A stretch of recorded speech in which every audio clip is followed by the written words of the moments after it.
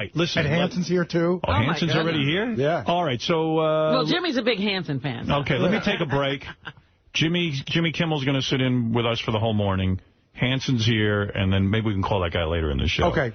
All right, we'll be back right after these. Thanks, Lisa. Thanks, Lisa. Right. We'll be back right after these words. Jimmy Kimmel, who I enjoy and, dare I say, love. Actually, you had to explain your relationship. I thought it was very interesting, you explaining your relationship with Jimmy to Adam. I was upset when Jimmy left my house. Jimmy came over for a week in the summer, and when he left, I was actually upset. I was shocked. You were sorry to see him go. Yeah, I was like, wow, I feel an emptiness. Well, when Adam was here, he explained to Adam, he said, you know, I don't know what happened. I thought you would be my friend, but I like Jimmy better. Yeah, I always thought, like, Adam, like, when I first met you two guys, like, I didn't really know anything about you guys. And I thought, well, maybe Adam's the more talented one. He is, actually. He's just not particularly considerate.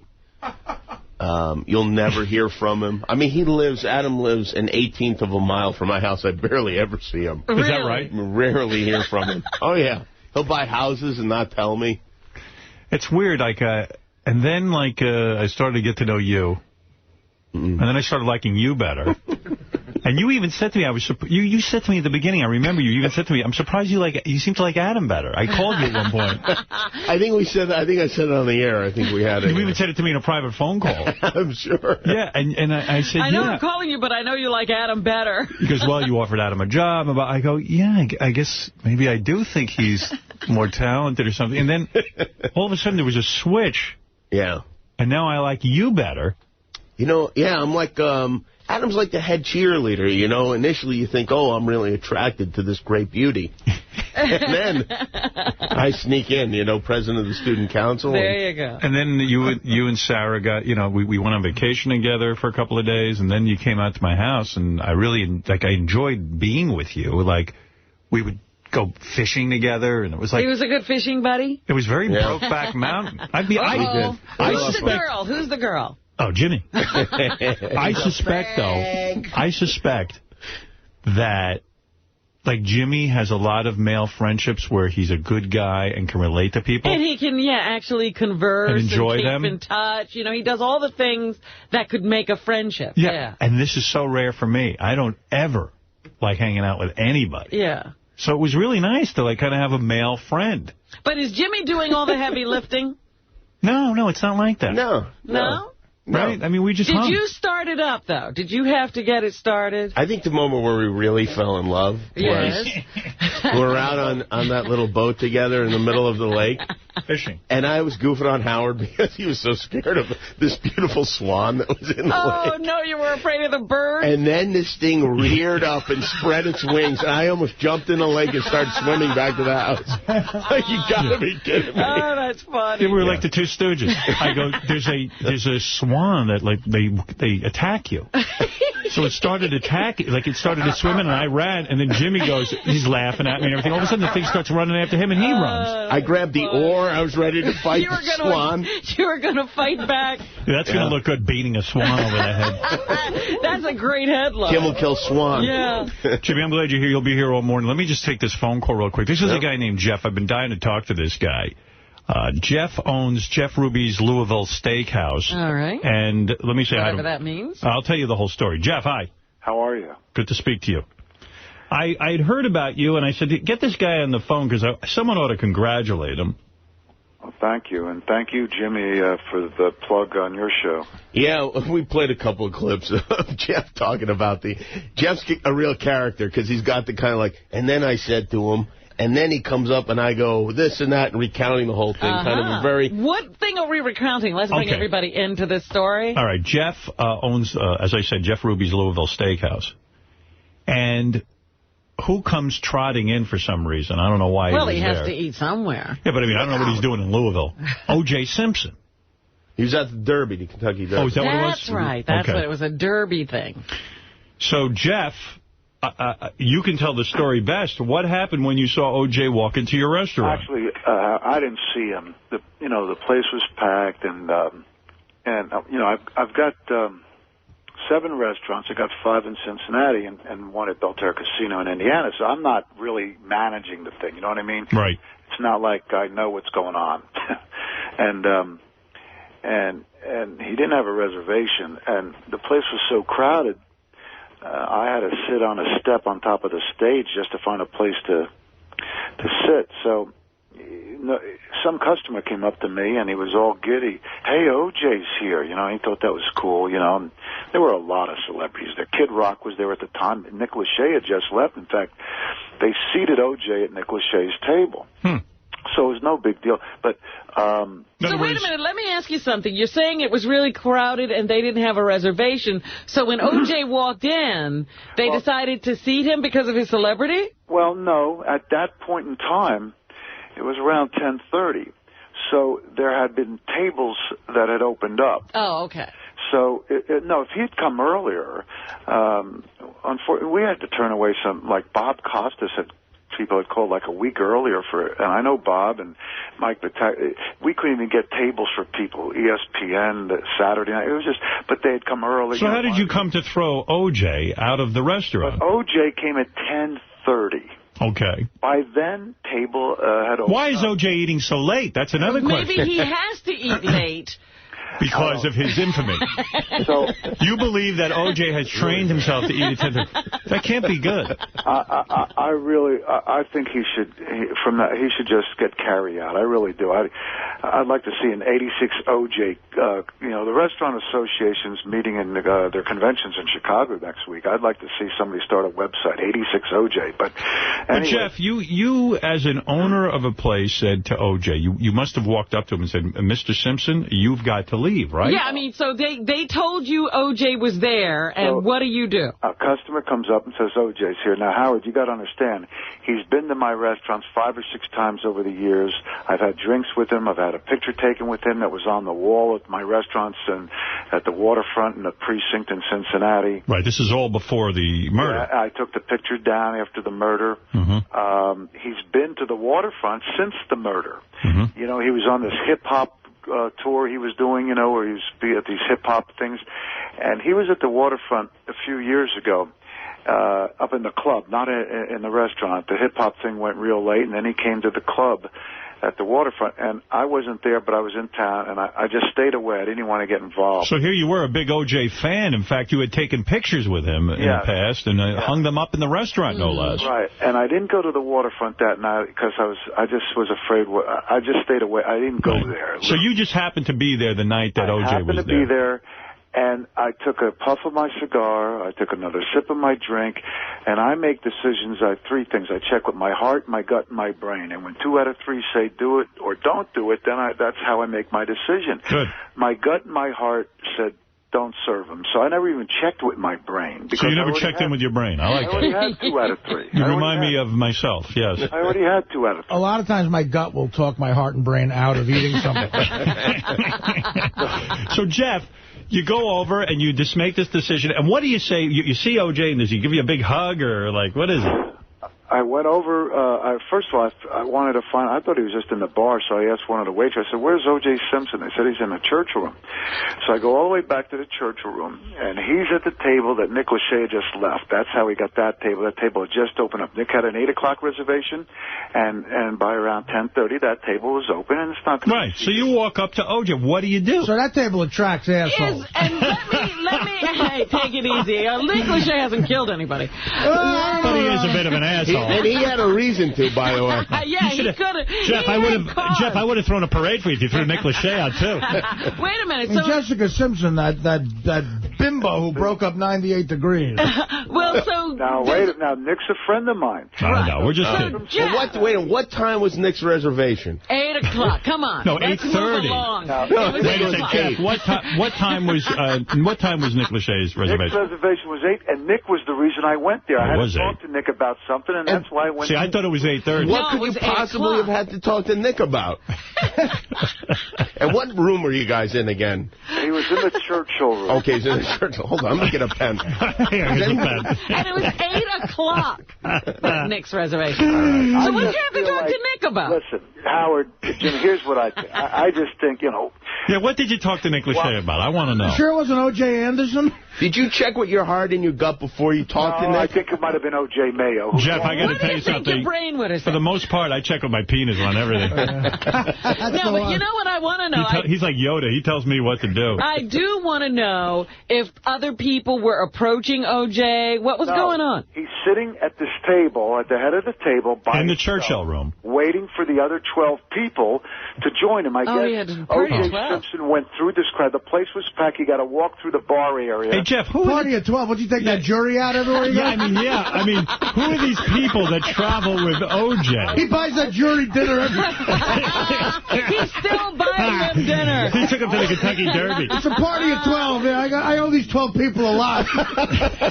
These mental patients who let me go free. Yeah. Johnny Cochran always told me to take them out to dinner. Right, I promised these guys a steak dinner. Johnny Cochran would be there, too, only he died. People probably was the jury that acquitted him. You're right, Jeff. There you go, Jeff. If O.J.'s buying 12 people dinner, it's got to be the jury. I don't think... All right, hold it a second, Jeff, because I'm running low on time. I want to have dinner with him. You're right. You're right. I agree. I can't imagine 12 people want to be seen with O.J., but okay, he's got some friends, I guess, who are demented, too. So he's sitting there alone. To me, while he, listen, while he is... Let's start at the beginning. No, please. Wait, Jeff, I got to move this along. Listen to me, Jeff, because I'm You're a busy man. I'm worshiping you here. Jeff, when O.J. came into the Churchill room at 8:30. 8:30. No, excuse me, 10:30 because Nick Lachey was an 8 o'clock reservation. I said 10:30. 10:30. All right, Jeff. I'm sorry. I didn't write it down. Jimmy was right. He took my pen. Sorry. But, Jeff, when O.J. was sitting there, he was alone. Nobody's bothering him. Nobody was with him. You walk up, and he's probably like, hey, Jeff. He give you a big smile. Hello. What happened? I'm getting ready to tell you. Now. You got your sidebars going on over there. Okay. Stop sidebars. I just went up to him, and I said, I'm not serving you. Wow. And the story, that was it. I'm not serving you. And what did he say? Nothing. He looked at me, and he didn't, and there was no response. I waited a minute, and I stood there, and I just said, I'm not serving you again. Wow. Now, the other 12 people, I think what happened, O.J. wanted to get seated immediately. The other 12 people hadn't gotten to the table yet, that were joining him. So he was by himself. Wow. Yeah. So did the other 12 people show up, and did they get to sit and eat, or did they all leave? Did O.J. have to stand outside and wait for them? I went outside of the Churchill room, right, and I waited for him. And I'm stupid because we had hired, or my manager had hired for the weekend, 2 uniformed Louisville policemen just to watch, and they were standing there all night in the front of the restaurant, and I never even bothered to get them. I should have got them just in case, but I didn't even... my brain never came into the picture for this whole thing. But did O.J. walk out after you said that? He walks out, right, comes over to me, and he said, I understand. Can I please find my people so I can tell them we have to leave? Well, that's a reasonable request. Right. And I said, go ahead. Then some young blonde comes up to me. I guess it was his date, Lady in Red, I call her. And she says, well, this is a free country. O.J.'s allowed to eat at a restaurant. I said, listen. You're a young, attractive blonde. If I was you, I wouldn't be worried about if he's allowed to eat at a restaurant. I'd be more concerned if he's allowed to murder you, too, and get away with it. Wow. Nice. Bravo, Jeff. Nice. Jeff, I want to say something to you. That is, most people talk about doing stuff like that, and you actually did it. And when I heard about you, I said, boy, there is a great guy. Thank you. I really do believe that what O.J. got away with is so outrageous and so... I don't know how the families of Nicole Brown and the other guy, Ron Goldman, how they live every day. But when they hear something like that, it's got to warm them a little bit. Yeah. Howard, my singular motivation was Fred Goldman and the Browns. But Fred Goldman's the one you see on TV all the time talking. And his face, when the verdict came out, and they still show it on documentary, Fred Goldman's face. Here's what I did it. After it was all done, it's like Monday or Tuesday. I told my assistant, What time on Monday or Tuesday was this? Come on, Jimmy. I swear to God. I said to my assistant, see if you can find a website or an email. I want to write Fred Goldman a letter, let him know who I am and that I wouldn't serve O.J. Bottom line, after all this publicity, Fred Goldman called me. We've talked 3 times now on the phone. Wow. I invited him to Cincinnati. I said, I'll fly you first class with Kim, your wife, whatever. Are you two going to go fishing? And fly him to Cincinnati, have dinner at my Cincinnati restaurant. And and now we're friends. And I just wanted him to know. That is great. So grateful. That is great. And will there be a news crew there to shoot that when Fred arrives at the restaurant? I did not call the media about this thing with O.J. Let me tell you something. I believe you. And I got to say, my hat is off to you, although I don't really have a hat. But I must say something. Any restaurant that has a policy where they won't serve murderers is my kind of restaurant. Wait, he murdered somebody, OJ? That's right. Howard, let me tell you something. I thought there was another policy. In a prison, not a steakhouse. Aha. Very good. Hey. But didn't you miss an opportunity to put, like, your penis on a steak or something like that? I mean, really? Yeah, but, you know, that's all very quiet. Nobody ever really knows. That happens Jeff everywhere is telling else. you something. Yes, Jeff. Behind bars, not dancing at bars. Right. All right. Right. Nice. So he found the 12 people. I guess while his victims remains lie in coffins, he's riding in limousines. That bothers. That bothers me too, and quite frankly, it always is shocking to me still to this day when you see pictures of O.J. out on the town partying. Or people giving us stories about how they got a picture with O.J. or an autograph with O.J. Exactly. I did not want people coming up with autographs and pictures. I got an expensive restaurant. I'm not a sports bar. I didn't want the pictures and autographs and everything. Listen, I have a daughter that in 7 weeks is getting married, and she's marrying an NFL player. I have a son that's a waiter, and I had a brother-in-law that was murdered. Yale Galanter said he messed with the wrong guy. Hey, O.J. messed with the wrong guy. That's O.J.'s lawyer. Yeah. They're going to sue you? Well, they were going to sue me because it was based on race. Now he said he's dropping that. Then he said he did this because publicity. Make up your mind why I did this. No, it was very brave of you to do that. And I'm sure, O.J. still can handle himself, as we know. I'm sure you were probably a little bit afraid, right? Well, that's what he said. He didn't go get the cops that he had doing security. Jeff, listen, my adrenaline would have taken. I was a linebacker in college. I tackled John Brockington in the runner-up for the Heisman Trophy, Eddie Mayer. Listen, would you box O.J. if I could put that together? Listen, I don't care about a fight with steak knives. O.J., if he beat me, he beat me. But I wasn't. That wasn't the. If he whips my ass. First of all, who knows what would have happened? He was nice. The bottom line, he was nice, and that was the first class I've ever seen him show since 1994. If he would have gotten physical, who knows what would have happened? I don't care. Whatever happened, what would have happened? But I can tell you this. That never entered my mind. I didn't get the cops. And you said you know what? Most people would have just sat there and let it happen. You did something about it. Jeff Ruby, you're a hero. That's it. Most people. Yes, Jeff Ruby's Louisville Steakhouse. Not related to Jack in any way. No. Another hero, Robin. On a side note, real quick, Jeff, what did Nick Lachey eat that night? I'm fascinated by the man. Yeah. I would prefer to know what Kid Rock ate. And what were you guys talking about? Yeah, he had to meet Nick Lachey, though. Jimmy doesn't believe there's anything to talk to Nick Lachey about. Kid Rock. Well, maybe he wanted to know what Jessica Simpson was like. I don't know. Kid Rock and Nick Lachey. I want to talk to Nick. I'm trying to get an entertainment district started in Cincinnati, and I'm doing a place with Bootsy Collins, the Rock and Roll Hall of Fame bass player for James Brown. And I know Bootsy Collins. I wanted Nick to do a place next right there so we can get it started. He's from Cincinnati. What do you want to say, Artie? I'm saying Kid Rock and Nick Lachey. Well, Kid Rock was at a table. Gene Simmons was there Saturday night. What time were their reservations? By the way, yes. And the other thing, I'm co-producing. Did Gene Simmons get seated right away? I'm co-producing. Why did you throw Gene Simmons out? No, Gene was nice. I know. I'm co-producing the sequel and prequel to Easy Rider, and I wanted to see if Nick wanted to get involved with this. Really? Yeah. Which room was Kid Rock in? Churchill room? No, he was in the main dining room. All right.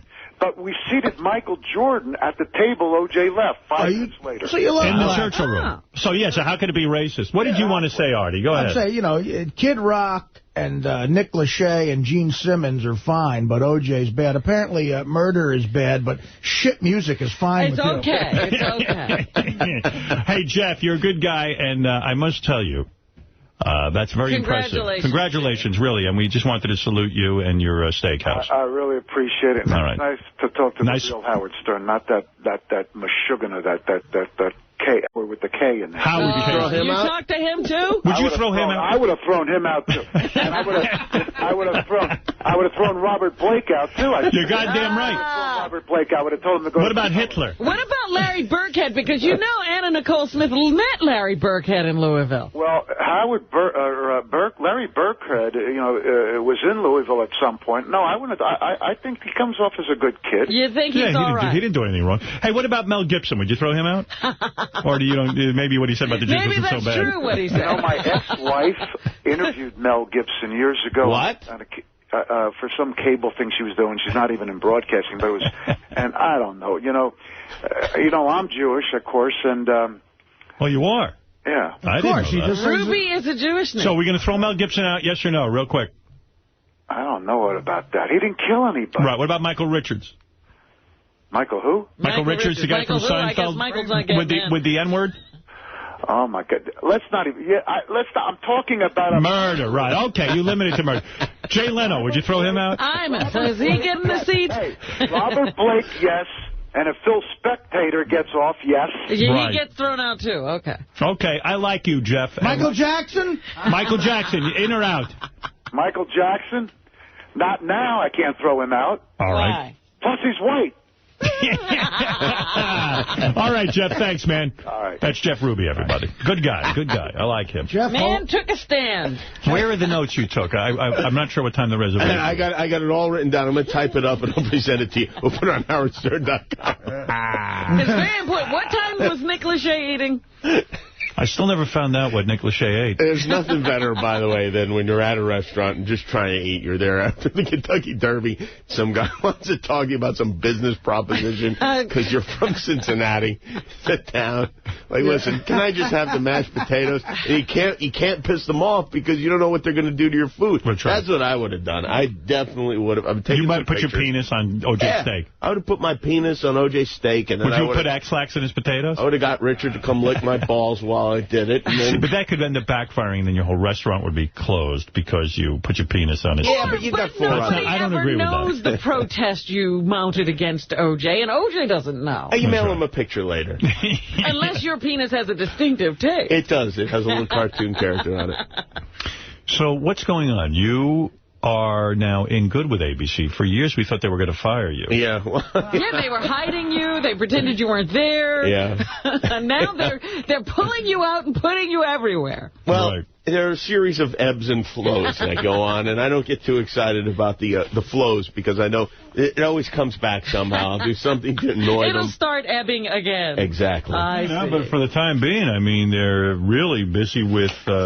putting up billboards of you and all that other stuff. And get Kimmeled. I mean, you've even got slogans and all kinds of things. Jimmied, Jimmied or Kimmeled, I forget. No. Well, I was very happy that they put up all those ads. I have to say I was humiliated by them. Do you Jimmy all over the place. Do you have any say in that, or they just present it to you? It's one of those things where you don't want to appear to be ungrateful, so you go like, oh, okay, all right. What does that mean exactly, do you, Jimmy? And it's nothing. It's just, do you, Jimmy? It's cute. It's fun. Yeah. Good for you. That was a lot of fun. And what about do you feel okay about contributing to Dancing with the Stars? Yeah, it's fine. I do a little. It's good publicity for you. It's good. It's a good tease over to the show. You don't mind just going into the other shows and, making a little appearance? They would have me on all the shows if it was up to them. It's like, I have an idea. Because, they got to fill time on these shows. Right. On the nights when there's no dancing going on. So I read this thing. I never even talked to you about this, off the air, that someone asked you, who the worst guest ever was on your show, and you said Jared Leto, the kid who... Yeah. I remember seeing him on My So-Called Life. I don't think he's been in a goddamn thing since then. Oh, no, he's done some movies. Yeah, he's a good actor. And his band is popular, the 30 Seconds to Mars. It is? There are a lot of people there for the band, yeah. I was pissed off at him because, first of all, he canceled on us, 4 days later, and then did Carson Daly's show right after that, and then made some... smart-ass remark. I canceled on Kimmel, but... Well, let me ask you, aren't you more popular than Carson Daly? Surely you're on earlier in the evening. Yeah, no, it was a taped interview that was supposed to air after our interview. You know, sometimes they do that. Yeah. And so we went in on the wrong foot, and then it kind of mushroomed. And he was a shitty interview. Yeah, I wouldn't even say that because there's a lot of people that are shitty interviews, but he's...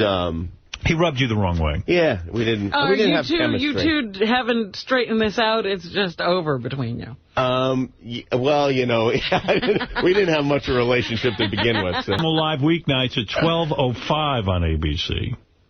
What was the latest rumor I heard? They're going to get rid of Nightline. And then someone said they were going to bring... Who the hell? Let me see. It was Conan O'Brien. Was that it? Will you be really pissed? Let me give you a scenario. Okay. Leno doesn't get... Do you believe Leno will give up the Tonight Show? Yes. You do? Yeah. All right. Leno gives up the Tonight Show. ABC cuts the deal for him to go on at 11:30. Right. And they put you on at 12:30. Would you be pissed? I wouldn't be excited about it. Why? Because you're the guy right now. Well, yeah, you feel like, you know, it's... I don't feel like I'm owed to be on 11:30, but... I wouldn't be excited about that. You shouldn't be going backwards. Yeah. If you're going to do an 11:30 show, it should be your show. Now, why is it backwards? What is the allure of being on 11:30? Isn't there more pressure?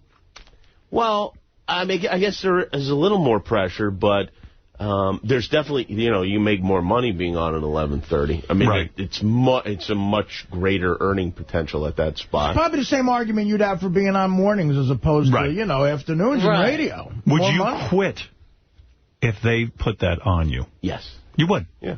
Would you really? Yeah. Yeah. Yeah. What? Yeah, why not? Why would really? But why not have why not have a presence on TV and then... I can get on TV. It's not a problem. I'd be on TV, you know. Doing something else. Yeah. You got to play hardball. Yeah. All right. Do you think, if it came down to you or Leno, do you think they'd go with Leno or do you think they would go with you? Well, they say they wouldn't even consider it. Why? Because you got to understand, I only make $11 an hour at the show right now. It's very cost-effective. Now, that's not just the hour the show's on the air, but it's the whole, you know, 10 Your hours. lead-in is Nightline. Does that still get ratings? It does, yeah. Sure. It does? Yeah. It gets high ratings? Well, I mean, yeah, it gets good ratings. It depends. If there's a lot of news going on, it gets really good ratings. And if there's not, it doesn't do as well. I see. So you would like to be on at 11:30? I would, yeah. You would like them to get rid of Nightline and put you on at 11:30? Yeah, or just put them on later. Put them on later. I agree. Yeah. But you will not stand for bringing someone else in there, a Conan or a Leno. Well, I mean, it depends on the situation, I'd say. Yeah. What about you hosting Nightline? That'd be good, too. No, but here's my point. Yeah. You know that ABC has got to look at, like, a Leno... I don't know why Conan over you. That doesn't make sense to me. I mean, Well, I don't think there's any truth to that. Everybody throws that around. I heard Andy Richter on your show saying that there was truth.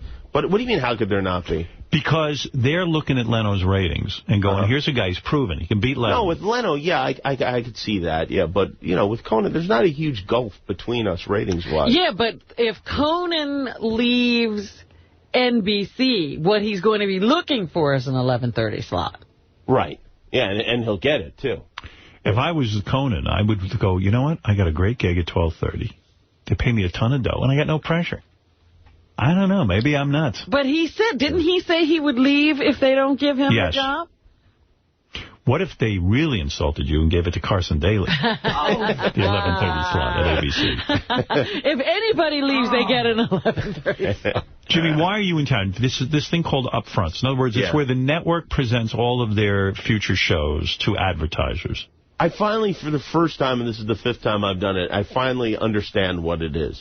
The advertisers, they show, here are the shows, and if you want to get in on this, here's how much it's going to cost to get in on it. Then if they can either get in on it right there, or if they don't, then they sell it in what they call the scatter market later. And you may, if the show's a big hit, have to pay a lot more for the scatter market. And you go there, and you are the master of ceremonies? No, I just do a little, they do their whole thing and talk about how great everything's going on, and then I do a little thing where I kind of put a pin in their balloon. You come and make jokes about the network and about the executives and everything. Yes. Are you nervous when you have to do this? A little bit. You are. You prepared material? I'm not finished, but yeah. Are the advertisers a tough crowd? No, they're okay. Yeah. Yeah. They're so bored by the time they get to me. It's a great lead-in, yeah. I've seen you do it. I saw a tape of you do it. You're very, very good at it. Thank you. I'm very proud of you. Thank you. Now, what about your girlfriend, Sarah Silverman, hosting the MTV Movie Awards? This is a big deal for her. Yeah, she's getting pretty high profile here lately. Yeah. Is she nervous? Be honest. I don't think she is. I mean, if she is, she'll probably maybe get nervous, a couple days before. Is she writing frantically even as we speak? She is. She's writing stuff for her monologue. And that sounds very romantic to me. In other words, you're a comedy writer, she's a comedy writer. Do you all sit in a room together and write your various material? No, she's got writers from MTV, and then, maybe I'll throw her a few jokes if and she I come up with runs something things by good. you? Yeah. My brother actually is writing jokes with her. Oh, yeah? Yeah. Will she use the N-word? Yes, absolutely. Definitely. Yeah. This year you have to. It's been big this year. It's really made a resurgence. Right. Did they let her hire outside writers, Jim? Did they give her a budget for that? Yeah. That's good. That's good. Yeah, they have their whole thing. Do you want to write something for her, Artie? Or are you considering that? Are you looking for a job? How much? How much? By the way, $7 a line. Sarah and I spend a lot of our time, besides fretting about Eric and the balloon ride, about worrying about Artie. Worrying about Artie. That's about the other Artie. pastime. Well, talk to him touching. then. Artie, can I just make one suggestion to you? And here's my suggestion. I know you like to eat, and I feel exactly the same way. I love eating back there. Right. Who doesn't? But there have to be things that are healthy that you like to eat. So instead of going to that vending machine and eating the cupcakes and all the crap that you're eating, why not just stock it with a bunch of things that you like that aren't so terrible for you? Tell them that. I think that this evil empire, they stock it with unhealthy shit. What do you like that they could put in a vending machine? I like... pizza. No, I like... well, what'll stay in a vending machine? I like a nice watermelon. or forget the vending machine. You have some guy, you're doing fine. Fruit. You're paying guys to lick each other's balls. Get somebody to prepare some things for you that are healthy. Listen, I order every day. I'll pay to lick balls and I'll lose my appetite. I order every day from a restaurant called Pump. They all healthy food. Artie's eating it. He likes it. Go ahead. All right. Right now, I'm saying I'll pay for it. Just double whatever you get. But can I say something, Artie? Wait. So you got to tell somebody that you want that every day for lunch. I'm telling them right now. And will you only eat that? Who are you telling that to? Who gets your shit? All right, Will. Now, I will. All right. And so after you eat that, can you wait till dinner? Yeah, will you only eat that, or will you have to supplement it with... Well, I'll tell you this. It's vending machine. It is something to look forward to. Like, in other words, okay, if I eat the cookies, I'll spoil that. Because I do like what you get. It tastes good. Yeah, I know. So, it's a good shot. I could try it. See, if you have like 5 Hawaiian punches and cookies before, if that's the prelude to the healthy food, it's like, well, then, Why bother? What do you get that about 9? What do you weigh now? Do you think you were 303 last week? I don't know. I stopped thinking about it. Did you eat a lot this weekend? I didn't eat less. Well, Artie, you could also have what he has for breakfast. They could bring you that, too. I went out on a date. Did you? Thursday night, and I tried to eat good, Mm-hmm. You accidentally ate her? Later. But anyway. No, what did you eat? I had, like, swordfish, shit like that, and then... Shit. But then we got an enormous cake for the dessert, which was supposed to be for 2. And you know broads when they say... they'll help. Yeah, they don't help. Yeah. Jimmy, you don't work out in a gym or anything like that. But you keep your weight down. You at least don't pig out. That's the thing. I feel like when I hear Artie, I feel the same way. My mother, would stuff me with food. She's Italian. Just always eating. It's always encouraged. And what I think the way to go is because I just realized I'm never going to stop eating. Yeah. It never happened. So what I do is all day, like I have strawberries and bananas in the office. I take strawberries, I'll pour a little Splenda on them, whatever, because I like it like that. And it's, I get to gorge myself. In other words, you think about what you're eating and make healthy choices. And he keeps the good stuff around so he doesn't have the temptation. And I don't have the bad stuff around. I got to look at Artie. I got to see if I think he gained weight this weekend. Well, I'm not going to look much different. This weekend. You think you'll see a pound? No, because like I predicted he was over 300 when he hit over 300. Yeah. No, you predicted that every week for 5 weeks. He had to be right eventually, right? No, I knew when you hit it. No, you predicted every week. Good on the scale. I got to see. I'm not. Why? Because in front of Jimmy? No. You said we could weigh you once a week. I don't feel like Is it because of Jimmy? No. Jimmy, right? No, it's not because of Jimmy. We'll weigh you with balloons. But the point is, though, you don't have to be, you don't have to be 195 pounds. But if you make say, all right, I'm going to be 240. The thing is, I could be, though. I could be 100. You could be. He thinks he's not good looking, but he is good looking. Yeah, I know a lot of women who told me he's good looking. Pictures. Yeah, a lot of I've heard that. He's a lot better looking than I am. It's not about the good-looking thing. It's just about living life in general. Does anything about what Jimmy said appeal to you? Could you... I just said, I guarantee I'll do that thing that he eats. Right, but would you keep strawberries around? Go on the Jimmy Kimmel diet. So that if you get I can't see myself keeping strawberries. How about a big trough of salad? Benji does that. You must have some version of strawberry, something that you like that's healthy, that you can eat. Strawberry, I guess an apple. I like apples. Hey, apples. He doesn't sound very excited about them. If you diet enough... Imagine Artie with an apple in his mouth. If you eat healthy enough, one day... you could look like Jimmy Kimmel. That's what I'm... Something to shoot for. Oh, my God, that pic... Well, that was the winter. That. You want to know what I think it is, honestly? Oh, man. Artie feels like part of his persona, and his whole thing is being this guy that drinks too much and eats too much and all that stuff. And he worries that he's not going to be funny, and he's going to disappoint people. No, he's way more fucked up than that. I mean, I made my whole movie when I was thin. I wanted to look thin for her. You weren't that thin. Let's not get ridiculous. I mean, I was thin for me. Right. But his thin is Hollywood fat. I ain't going to get a lot to get to. I ain't going to get much thinner than that movie, man. All right, Jimmy Kimmel Live. Watch it weeknights at 12:05 on ABC. I'm going to take a break now. I'm going to leave Artie alone. Artie's going to eat what I eat. And Hanson's going to come in. Does he have to start today? He was really planning on having a good time. Honestly, well, I guess it might be too late for today, but honestly, the reason I don't want to embarrass myself is because of Hanson. Oh, okay. That I understand. All right, we'll be back right after these words. It's funny, because you remember we played that Pearl Jam song, Doing the Who? Yeah. And I think it's great now. I heard it on one of the other stations. I was like, that sounds pretty good. We put the band up here. Jimmy Kimmel is with us. Jimmy Live, weeknights at 12:05 on ABC. I'm happy to have as my guest Hanson. Hey, thanks for having us. All grown up. Yes. Yeah, what happened? You didn't come on when you were young. Yeah, we're trying to get you guys in there. I think it might have been dangerous for us to come on. I think your parents maybe stepped in. Maybe they thought better of it. Maybe, somebody that was smart at that particular point was like, that might be scarring for an 11-year-old. I think it's a mistake now, to be honest with you. It could be. I still think you're too young. Come back in 10 years, then you'll be ready. Yeah, we're psyched to be here. Boys, what's it like? How did you get discovered? Was your mom pushing you into this whole thing? You know what? We just were completely, overzealous, I think. Yeah, I think we kind of had the antithesis of stage parents. It was kind of like we were dragging them to the gigs, not the other way around. Well, but, clearly we had a lot of help. I was 6 when we started singing. We played our first gig when I was 6. I was always so angry with you guys. You were young, and you were you were probably getting laid more than I was. They weren't. And I equate everything in my world with who's getting laid and who isn't. Sure, right. And okay, you were 6. Maybe you weren't getting laid. Maybe you had jobs. I don't know what you were getting. Who started them with instruments? Who told you to pick up a guitar? I think it was Isaac. You wanted to play guitar because he loved Chuck Berry. So he was like, I want to play guitar. And obsessed with Johnny B. Good. And the first stuff I heard was like 1958 stuff like, Chuck Berry, Little Richard, Eddie Cochran. And then you got the other guys into it? You said, well, you play this and you play that? Well, actually, the greatest story about it is the fact that we started writing songs and we were just singing. Nobody, we had who wrote guitar and keyboard. The 3 of us. We wrote it when I was 8. Around? Yeah, I was 8. Just screwing around and you wrote that. Boy, wrote a hit song when you were 8, huh? Yeah. That's crazy.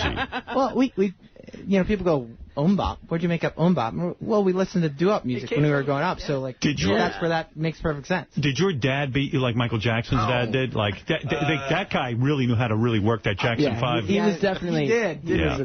He was good. It was like a good dog team. They just... So nobody beat you? No beating. No, I don't think our dad would understand that. He was the guy that he'd come home from work and my mom would be like, the kids were they were totally screwing up today, and then he'd be like, okay, come back here, and then he'd pretend like he was supposed to, like, give us a swat or something. But you guys were clearly way more talented than any of the kids in your high school. I mean, you guys actually had a professional sound. Well, they weren't even in high school. He was 8. Yeah, you were 8. Well, we were homeschooled, too, which is interesting. Oh, that's right. Who homeschooled you? Your mom? Yeah, our mom. No kidding. So you never got out of the house. No wonder you joined a band. Are your parents... Are you, Good point. Are your parents... the only way for us to get out of the house. Are your parents still married? Yeah, they're still married. They're still married. Like, it's a healthy relationship, right? Pretty healthy. And what did they do with all the money? You guys sold something like 16, 17 million? More, 25 million? How many albums did you sell? We sold 15 million. 15 million. Yeah. So there's got to be some dough hanging around somewhere. We've been lucky to, we can survive. How did that work out? Like, in other words, where did all the money go? In a separate account? To be honest, our parents were so freaked out that everybody was going to be like, okay, here's the stage parents, like, going to do the classic thing, that they were really conservative when we were too young to really manage it. They did the opposite and put our money. They put it, like, all in bonds. Good. It's like, so in other words, you guys don't have to work the rest of your lives, So all the money's there? Well, well, except for the money that we've thrown at we started on record company, so we're, spending money on that. Oh, yeah, that's Is that wise to do, to start your own record company? No. I mean, why risk your own funds? Why stay in the music industry? It's like the worst industry to be in, period. But honestly, Howard, it's kind of like you being here. It's serious. It's like the decision to be in control and to know your audience. I mean, that's what it was. But how do you promote your music then? And doesn't the record company go out and get you on radio and all of that? On Howard Stern. That's true. That'll sell enough records. That'll sell enough records. Actually, what we said was we're just going to quit. We're going to not do anything else except for we're going to focus on getting on Howard Stern in that way. We want to be the. But wait a minute. You bring up a point because they were a young band. You had a record. You were on a record label, and you had a great deal of success. And then what happened?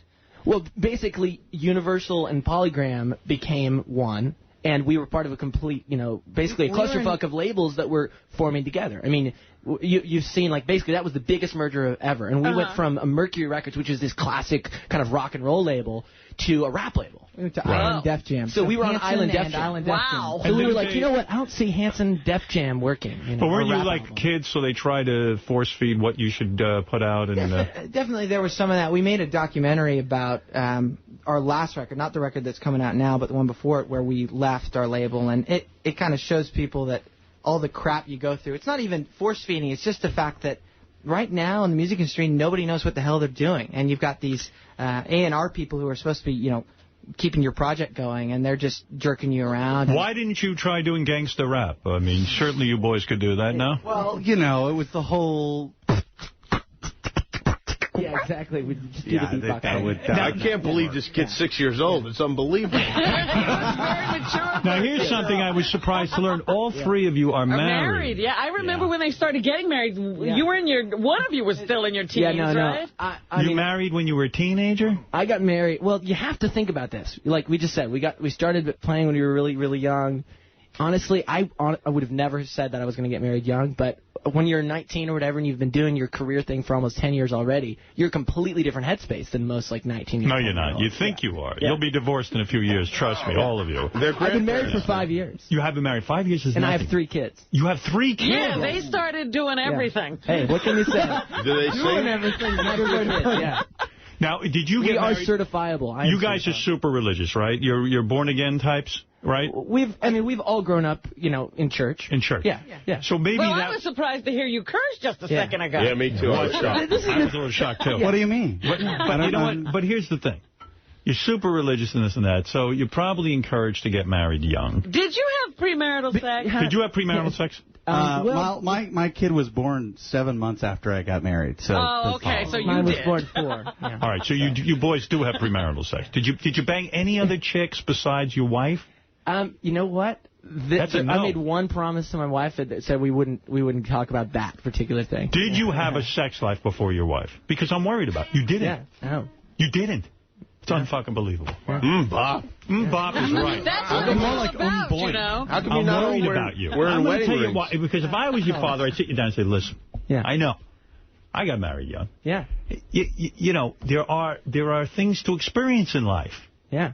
5 years, nothing. 10 years. 15 friggin' years. You're still going to be a young man. Yeah. And you're never going to have any other poontang. Yeah. That's true. You don't look at other women? Dude, I mean, are you kidding? Of course, everybody. You're surrounded. Guys, good-looking boys. Yeah. Of course, guys see other women. But the thing is, honestly, everybody's got their own. Zach, crap, how old are you? 21. 21. When did you get married? Last year. Last year. 20 years old. Yeah. Yeah, I did that. Where do you I'm going to smack you right in the head. Where do you meet these girls? In the South. In the South. At the shows. Oh. Yeah, no, I mean... Are they super hot? These broads? Yeah.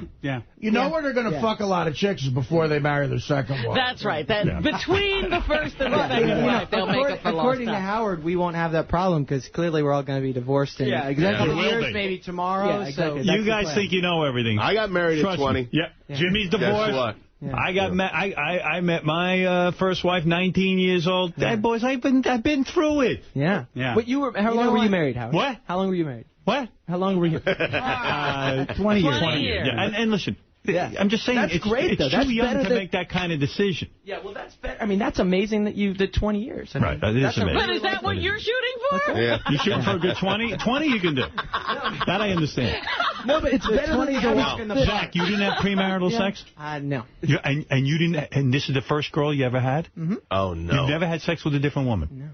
You got to be shit. How far did you get? I mean, what would you do before you... Yeah, what would you do? What's the rules on you religious guys? You know what I read? I'm going to tell you what I read about religious guys. Can I tell you something? These kids now who take the vow of chastity until... we're not one of those kids. Right, but listen to this.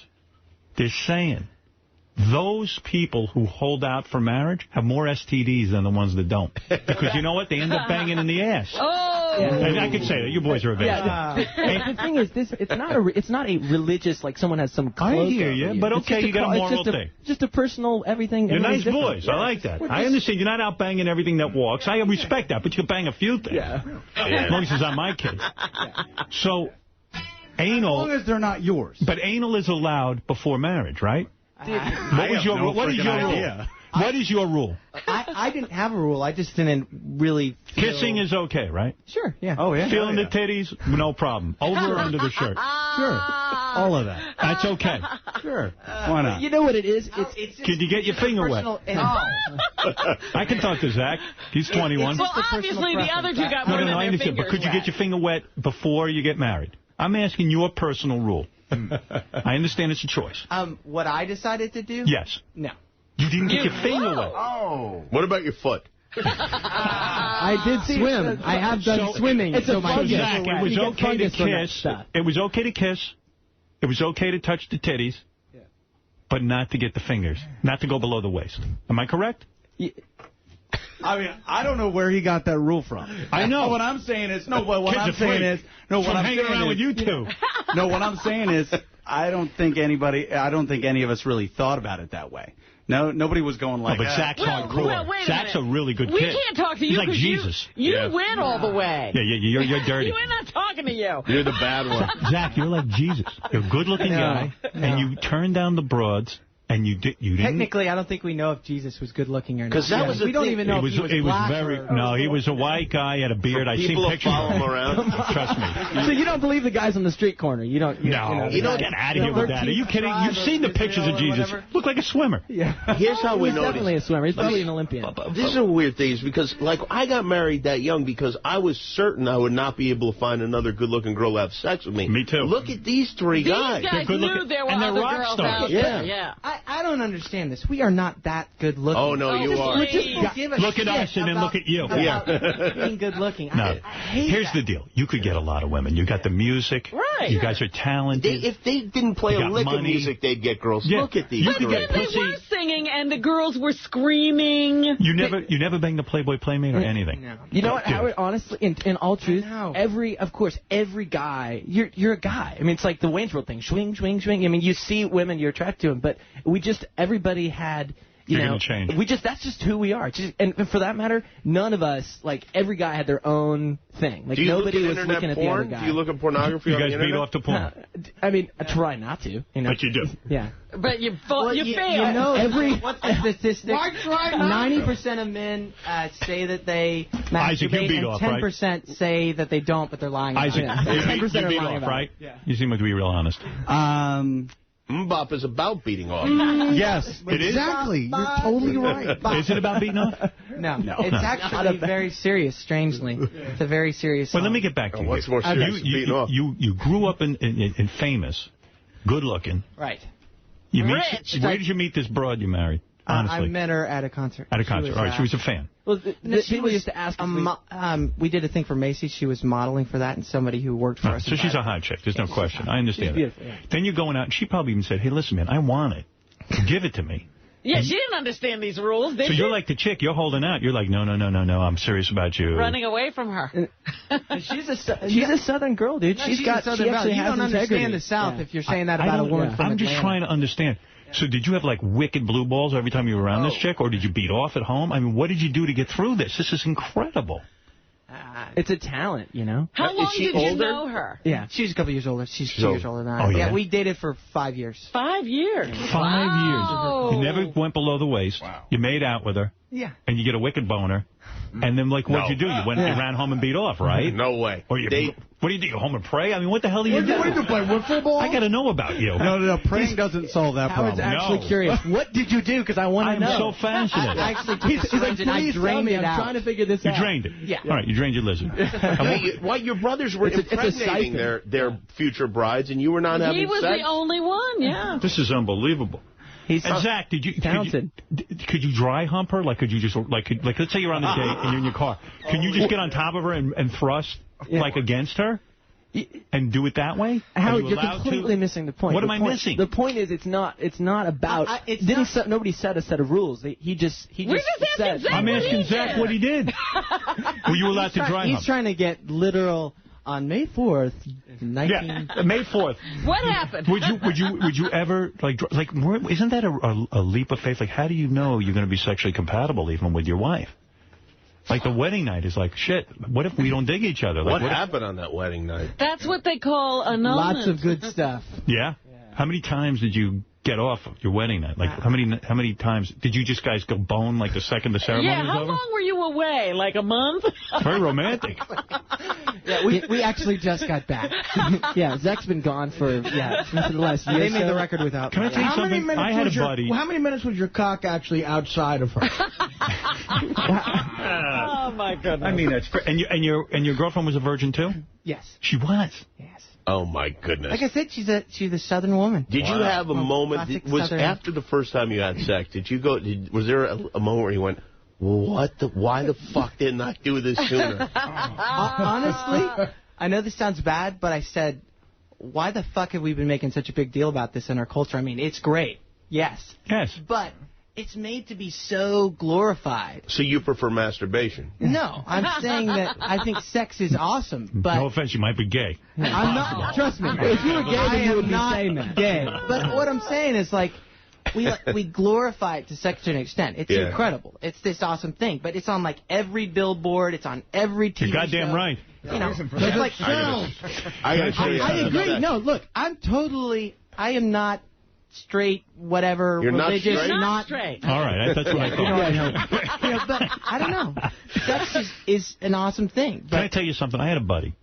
We were in college. Yeah. Gets into this girl's pants. Long story short, turns out she's a freak. He can't get his penis in her. Dry as can be. You know what I'm talking about? Sure. Okay. The desert. He finally gets in there. He comes home, and he says to me, take a look at my penis. Now, listen to this. He shows it to me. It's black and blue. That's how much work he had to do to get into this chick. Look like Jeff the Drunk's ass. That's a problem. Now, can I tell you something? What if on your wedding night you get there? Who knows? She locks up on you. Whatever. She got a psychological problem with sex. Right. Turns out she's even a lesbo, and you didn't even realize it. She didn't even realize it. And then if you punch her... But if you're trying to figure out whether she's a lesbian by whether you can get, whether you can get it on with her literally, then you're completely going down the wrong. You think so? I don't know. You can figure that, believe me, you can figure that out without actually having to take her. You boys, your parents did a good job with you boys. I never met boys like you. Yeah. I mean, this is unreal. I mean, the thing is, this is not, we're just guys who... You know why I like you boys? You're not like a Paris Hilton type, or like you got famous and you didn't like turn into complete morons. You didn't turn into morons or... In fact, you almost went the other way. You went moronic in a real weird way. Mostly guys like you turn into jerks. There's got to be a happy medium. Do you have any other brothers all I and got to sisters? say is, fuck you guys. Come on, jeez. No, do you guys have any other brothers and sisters? Yeah, there's actually 4 underneath the 3. But they're not talented? No, not at all. Probably jugglers or something. They're not really. They can probably fart at will. Are they all ugly? Oh, stop They're all ugly. There's 4 other horribly of you? disfigured. You guys can't find broads to fuck you in Atlanta. Ask the Falcons and the Hawks where they find. Believe me. No, dude, it's not a matter of finding them. And your it's just a matter of wanting them. And your parents like you 3 the best out of all the kids, right? Of course. I would think so. No. I would. I don't know. I don't know. I would. You know, I'd have to ask them. we're pretty nice. We bring pretty extra nice gifts guys. every month. You're good dudes. But what do the other kids do? They just sit around living off the fat of the land? They didn't even have to pick up any. Well, the oldest, it's 18 and 16 and 13 and honestly, the thing is, we did our so own, they're all pretty young. We I mean, almost most people, even in our family, aren't as crazy as we were to start being a band when they were that young. You know what they do, Robin? They do the same thing I'd be doing. I'm 400 pounds sitting by a pool on Tuesday afternoon at 2 o'clock, and someone says, what do you do? I don't do nothing. You know, my brother wrote that song, Mbop. I'll tell you, in my family, I have a sister. Yeah, okay. And my parents have totally forgotten her. That you have a sister? That's right. Because I'm famous. Sucks for her. Absolutely. She's probably having I'm famous. some real psychological problems. I'm the favorite child. Of course I'm in touch with her. Yeah. I mean, You like to remind her that you're the favorite. I call her up, I go, ha, ha, ha, ha, ha. I'm the favorite. Is she an older sister? Yes, no, I'm just kidding. So she beat you when you were with the brother sister. I send her all my clippings, let her eat her heart out. They're in touch. She doesn't have the main number, but they're in touch. She has the, Boys, you got a little song for us today, right? I think we're going to play, a couple, right? Yeah. Oh, good. Whatever you guys want. Well, first of all, Gary was telling me you guys did you had a couple of things planned, but that you did long train running and never been to Spain. Yeah. I don't know never been to Spain. What is that? It's a classic Three Dog Night song. Well, I've never been to Spain. I didn't know that was the name of it. But I've been to Oklahoma and all that. Yeah. You want to do the song now? Sure, what do you want to do? Long train running, or you want to do? I think never been to Spain. Never been to Spain. All right. All right. Here's the boys, Hanson, and by the way, they have a single out, Blue Sky. I have that. I'll play that in a minute. They still get along, or do they fight? You know, some brothers fight a lot. These guys are perfect. Yeah, I mean, they're not even banging shit. We are hardly perfect. Hanson's new album, The Walk, is featuring the single Great Divide. It's in stores July 24th. So you guys have your own record company, and then what you do is you get a distributor, I guess, and he gets it in all the stores. And you go on tour, right? Yeah, we tour all over the place. Yeah. ADA is a distributor, and great distribution. Hanson has a website, hanson.net. And I guess that's all you need to know. But they're going to do a live thing here. They got the acoustic guitar, a little keyboard, and what is that, a bongo of some sort? That's a djembe, technically. Djembe. Technically speaking. Jimmy, you're a djembe fan or no? I have a couple of djembes. I like the way they look. Yeah. Djembe makes you sterile. He likes to beat apparently over and over again. You guys do real good harmonies and stuff. That's you don't see a lot of that anymore. Nobody harmonizes. You know what I mean? Honestly, there aren't very many bands that sing and play at the same time. Yeah, it's hard to compare ourselves, I think, to many bands just because there isn't a lot of that. But also, sibling harmonies are usually a lot different than just regular people harmonizing. It also helps that we've been singing together for 15 years. Yeah. Yeah, I always like Crosby, Stills, and Nash. Nobody does any of their songs anymore. You know, that kind of stuff. So that's good. We do that stuff. You do? Yeah, that's good. All right. And when you watch American Idol, do you kind of laugh at that? Because I love what you supporting this NJI thing, because I think ultimately I've been talking to different people about it. I think in the end it's going to be that the worst one really does win, and it's going to turn into that, and they won't be able to stop it. Right. Because ultimately it is just about the kind of the shock and awe of, I mean, like the whole... It's not about talent, thing. It's about entertainment. Though there have been some talented people that have won. I mean, there... Actually, Phil Oklahoman, Carrie Underwood. She's tearing up the country chart. But, All right, so here's Hanson, and as I said, Hanson.net for more information, and the new album's in stores. It's going in July 24th. All right, here's Hanson. Song called Never Been to Spain. Okay. Classic. Well, I'm never... Good job, boys. Quite nice. Very nice. Yeah. That's good, man, when you can just do that kind of stuff. Oh, you guys could have gotten so laid with that. Hey, well, What a waste. What a waste. What a waste. No, I get laid a lot, actually. Nah. You know what I mean. You know what we're talking about. Hold the guitar and we'll kind of play behind that some. We should work that out. Where were you 20 years ago? Did you think when you got married at 19 that you had it all figured out, too? Like, didn't you think, well, yeah, of course it's going to last forever? No, I wasn't. I didn't know what I was doing. He didn't know anything. He said, I do not know what I'm doing. But if I was Hanson, I would have known. I would have known, too. Well, you know what? I always think of the Kobe Bryant thing. You know, we were talking to Magic Johnson just before Kobe got married. He said, every one of us has tried to sit him down and tell him. But you can't. You can't tell a 19-year-old who's making hundreds of millions of dollars. Mel, you're on the air. Hey, Howard, good morning. Hey. Hey, listen, these guys were really annoying, but they were getting under my skin, but they sound awesome, man. Very talented boys. Musicians. They were annoying you. Why, because they didn't get any pussy? Yeah. No, they were just, you know, like the whole like they were going to enlighten us with, you know, how to get pussy and this and that. What are you talking about? They're very opposite that. Yeah. All right, well, thank you. Let's go. You know, sometimes you worry because the people don't understand the conversation at all. That was actually kind of entertaining. But I don't know what that. Well, the bottom line is you like your music. Do you do you do long train running or you want to try it or I don't know if you guys are up. I would like to hear it. Sure. Honestly, we actually, right before we walked in, somebody was like, I think you guys might do more than a couple songs. We were like, well, we should work on Long Train Running. So we had to print up the lyrics so we could remember it. All right, do you have the lyrics? Yeah. Do you need them? Yeah, we played this tune, yeah. Oh, okay, you're right. He's got a wireless, yeah. Zach has to go masturbate. You know, it's so funny. It's like that was good. That's like fart humor. That's the same equivalent as like a 5-year-old is like, hey, poop. Yeah, well, I've made a lot of money from that, though. Well, I'd love to. Yeah, Jimmy's not all that sophisticated. Poop is highly entertaining. It's one of those things that never gets old, no matter how. Oh, yeah. Not that in a good way. Zach, you never answered the question. How many times did you get on with your wife the wedding night? Was it like 5? Yeah. It was. Wow. Awesome. It was exactly 5? I'm not going to divulge exactly. Why is that? It was, I don't know. Because he wants to stay married. It's a respect thing to my wife. It's a respect thing to my wife. She asked me not to. You actually respect your wife? I do respect my wife. All right, you guys She's are far more living in the talented than I am. Yeah, I know. Yeah, we are. We have some rules. You're making us feel bad about ourselves, I'll be honest with you. I mean, you seem a little too perfect. You know, it's whatever. But I wish I could adopt you. You know, it's just... Everybody's got their own preference. I'm not telling everybody, don't have premarital sex. I'm just saying I do it. And that seemed like the right thing to do for me. See if this thing works out. You boys smoke a little weed or a little heroin? What do you do? We smoked. Yeah, we've definitely smoked.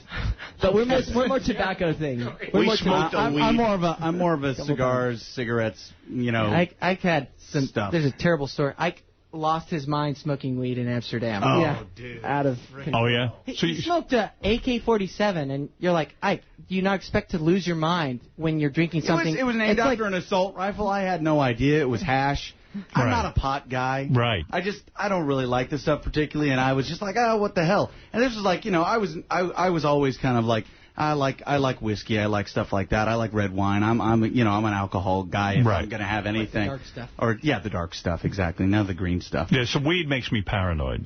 Yeah. Paranoid is one word. Or Rain Jimmy, Man would you be should never try marijuana. I shouldn't? No, because it will make you paranoid. I've heard that. Jimmy will never touch drugs. Yeah, that's all right. Well, Jimmy looks like he's on drugs right now. Oh, I'm sure he is. Well, how about some long train ride? Come on, boys. Yeah. All right, Hanson, here's celebrating their new album.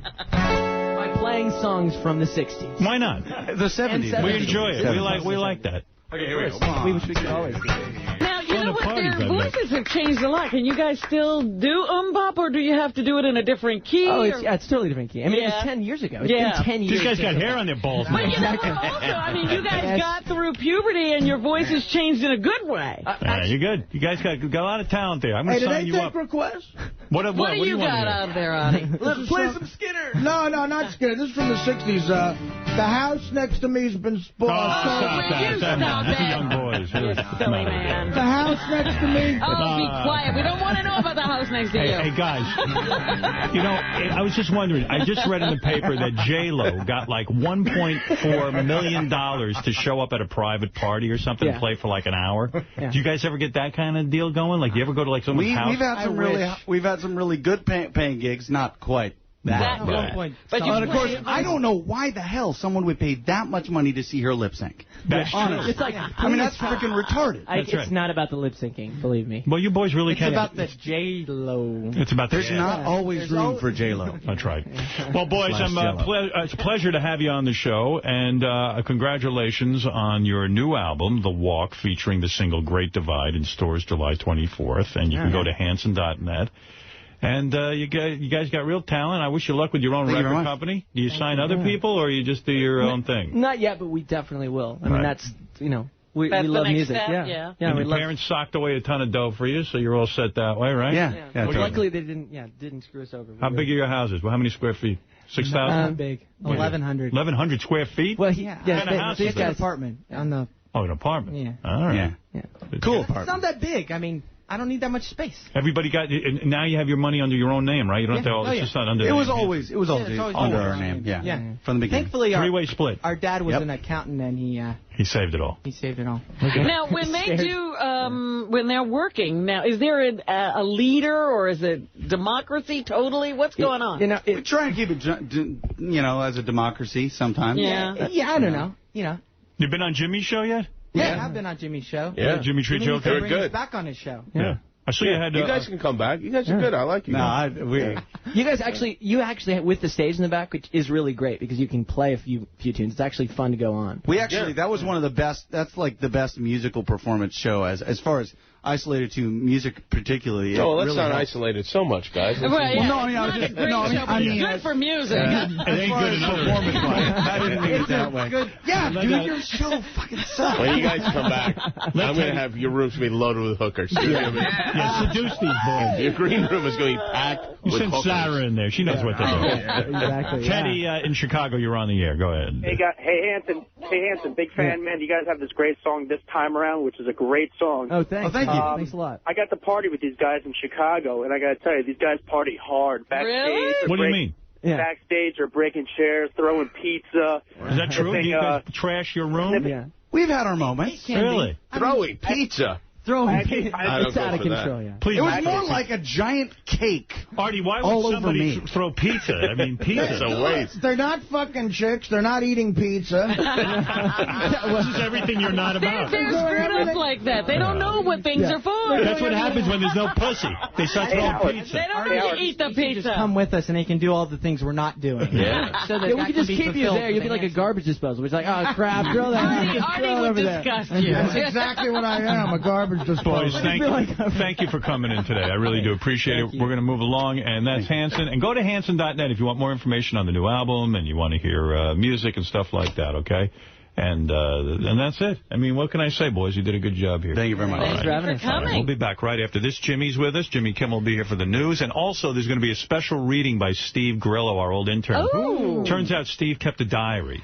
We want to hear from his own lips. And he's going to come in and read. Oh, boy. What his days were like on the Howard Stern And evidently, he's quite drunk. And according to Gary, he claims he's been drinking. What, do you have to fortify himself to come in here and do this? You want breakfast? You're here for a while. Did you eat anything? Artie and I are going to grab something from the vending machine. You want a little Linden chocolate chippers omelet? All right, we'll be back right after these words. This shit. Buy You a Drank from T-Pain, a Young Jock is number 4, Fred. My mistake. They must have different charts then. Timberland has number 3. Avril Lavigne. They call this Timberland because it's Nelly Furtado and Justin Timberlake. Where's Timberland? That's what they call it. And here's the number 2 song. Avril Lavigne. You have her on your show? She's kind of cute, right? Yeah, she's going to be on this week, actually. Yeah, I guess. Well, look her over and give us a call. Is she cute? Yeah, no, she's been on before. She is cute. Too fucking weird for her to come in here. Oh, really? I don't know. I don't see her. Never been here. I bet she'd come in here. Ask her for it. Gary, did you ever call Avril Lavigne and say, come on in? I'd like to interview her ass. I did. They didn't call me back. They didn't even call us back. Oh, boy, is that cold. See? Yeah. Makes Me Wonder is the number 1. Maroon 5. Okay. I'm so officially out of it. I hate all this. You don't know Maroon 5. I don't know Maroon 5. I don't care about them. They want to come on the show, by the way. Maroon 5? The lead singer does. Who are they banging? He's banged a lot of chicks, Yeah. right? What? I'll get you some notes on them. But the lead singer, who was he with? He was with... maybe Jessica Simpson at one point? Right. She was after Nick, after the announcement, she was supposed to be with the guy from Maroon 5. Yeah. You've interviewed... He's had a lot of girls. You've interviewed Jessica Simpson, right? Yeah. Is she as good looking in person as I... Yeah, she's pretty good. Yeah, she's good looking. You think she's just a moron? You see any flaws? You know what? She didn't seem as dumb when I talked to her. But you were looking at her. Yeah. No, but, obviously they added the MTV show to get the dumbest possible moments. So she seemed very bright to you? I didn't say she seemed very bright, but she wasn't as dumb as I expected. And what's your take on Paris Hilton going to jail? It's a good thing, right? I think it's great for everyone. It is. Yeah. But do you think now she's going to get off there? I heard over the weekend that they're going to shorten her time or something. No. Well, with good behavior, she might get shortened, yeah. But this is a good thing for America, right? Because it's a good thing for America and for her, probably, in the long run. Right, because she was flaunting in front of the judge. She was showing up 20 minutes late to court. You can't do that. You can't drive drunk. Crazy. Yeah, it's crazy. It's crazy. You don't do that stuff unless you're insane. But the truth is she'll be about 3 times more popular when she comes out. And she won't learn anything from the experience. No. What about, I was thinking they should put Lindsay Lohan in jail, too. You think? Just for the hell of it. Yeah, well, they will. They will. They will eventually do it. OJ's out eating at steakhouses and Lindsay and Paris. Boy, nothing could have gotten worse reviews than that movie with her, Jane Fonda, and Felicity Huffman this weekend. Kind of made no money. Made no money, and I'm telling you, people had trouble giving it a star. Lindsay Lohan's movie. Yeah. Hey, Steve Grillo's here. Steve used to be our... let me just mention this. I think Hanson's management was a little disappointed. I guess I What fucked did you up. do? I didn't play their new song, Blue Sky. Here's a little bit of Hanson doing... Hey, Grillo. We don't want to hurt them. Hey, Grillo. How you doing, buddy? Grillo, you gained a lot of fucking weight. Yeah. I got fat. Leave me alone. Yeah, did you get fat? My wife likes chubby. Well, you're fitting the bill. Yeah, Thank your you. wife's happy. Artie's my hero. What happened to you, man? What happened? What do you mean? He used to be really into his physique. Yeah, dude, I just let go. I didn't give a shit anymore. It's nice to fucking eat what you want, I tell you that. Take off your sunglasses. Yeah, no, my eyes are all swollen. I've been working since 10:30 last night. What are you doing? Thanks. What do you do? What have you been doing? Even with all that drinking, he's hyper. Oh, I'm on the air. I'm hyper. And he scares the shit out of me anyway. So. Oh, Jimmy? No, you. Me? What did I do? I still have anxiety dreams about you. What do you mean, anxiety dreams? I don't know. I'm running around and you're screaming at me and nothing goes right and it's horrible and I wake up in a cold sweat and it's like yesterday, It still happens up to this day. You were my intern. You smell like a bar rag. I just got off of work. Look, I got a bottle opener right here. I was bartending all night. You were my intern for how many years? 7. I didn't know you kept a diary. Yeah, nobody did. Yeah, Gary said he saw the diary. It looks like a 4-year-old wrote it. Well, pretty much. Same thing. Yeah, that's Steve Grillo. Gary, I think, has a theory that Steve might be like either learning disabled or... Oh, yeah, I got dyslexia coupled with attention deficit disorder.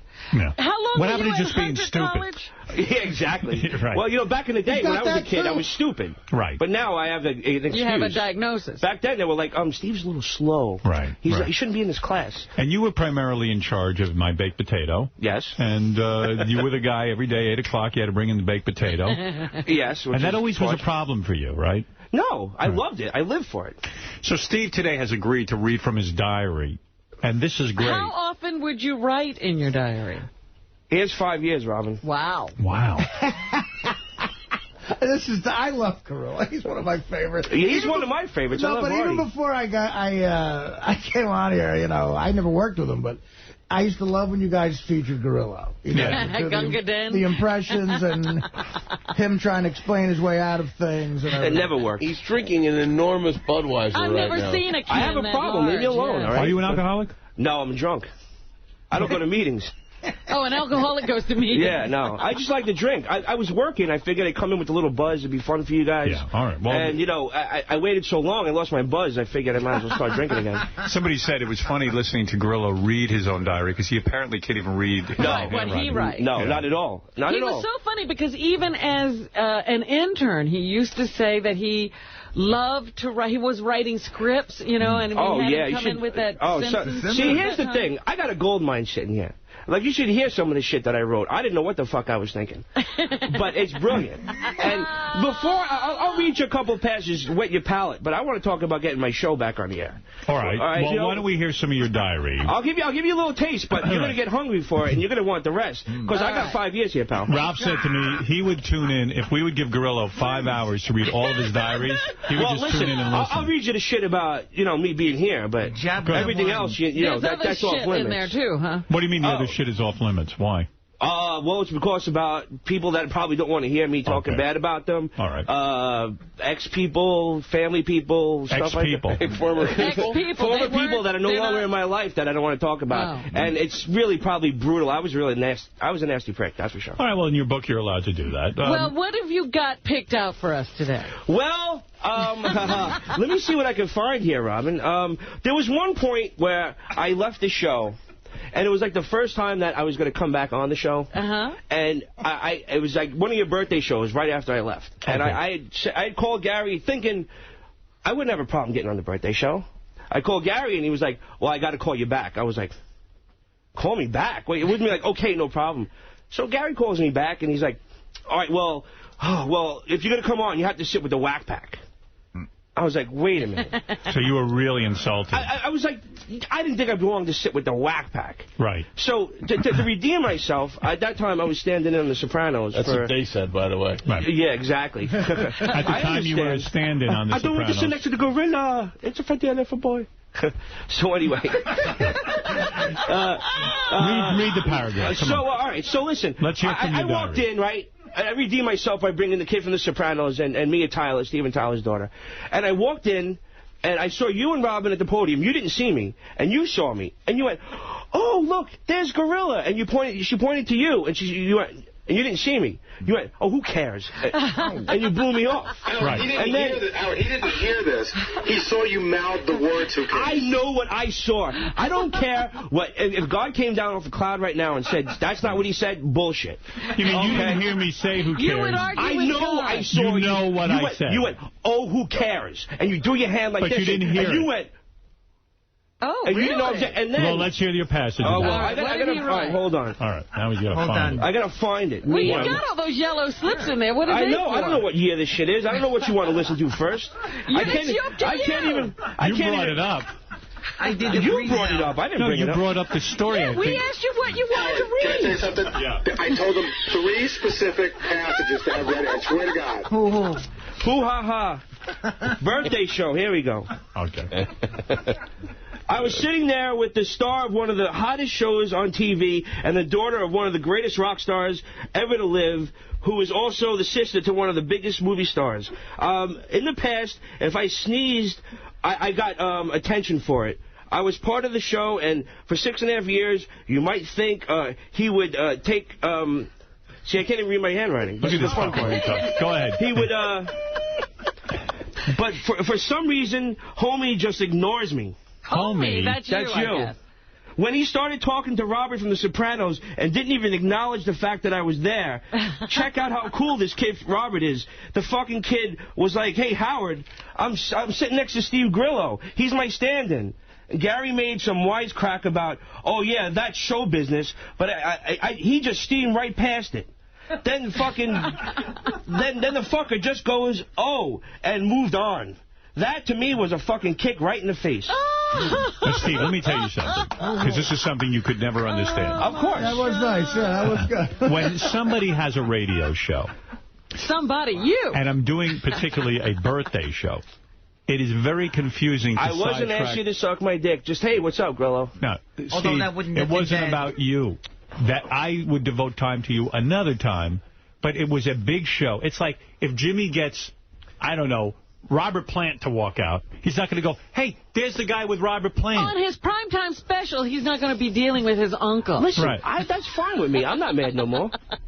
Who knows? But you have this thought that, like, you see, everybody thinks that, like, I'm supposed to, like, fall apart when I see you. Oh, no. I don't think that. I worked with you long enough. I was in the middle of doing a show. I saw like, Tommy Mottola come up to you one time. You didn't fall apart for him. Of course not. I think you would do it for me. But it's not a question of that. When you're doing a show, dude, when you're doing a show, I'm not sitting there. Did he not even say hello to you? No, he said, who cares? You were there. Did you hear me say who cares? I saw you. Oh, you read my lips. Oh, I read it clear as day. The fact but of the I'm not matter mad at is, you, bro. It's okay. No, listen. I'm just explaining it to you. You think it's easy.